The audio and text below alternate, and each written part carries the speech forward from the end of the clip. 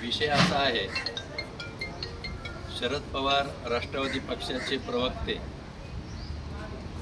निलेश कराळे यांनी काल स्वतःच्या फेसबुकवर बोलताना देशाचे पंतप्रधान नरेंद्रजी मोदी यांच्या बाबतीत अवमानकारक शब्द काढले.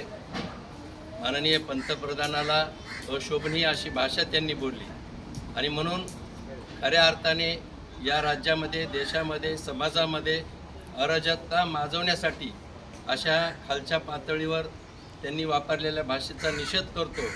आज आम्ही सर्व कार्यकर्ते या ठिकाणी, आमचे नगरसेवक आदरणीय संजयजी गंभीरे आहेत, किशोरजी परदेशी आहेत, महादेवरावजी मस्के आहेत, महादेवरावजी आदमाने आहेत, ही सारी मंडळी पोलीस स्टेशनला आले असून आम्ही एक निवेदन देतो की कराळे मास्तर हे प्रवक्ते आहेत आणि प्रवक्त्यांनी समाजात कसं बोलावं याची आधी शिकवण घ्यायला पाहिजे.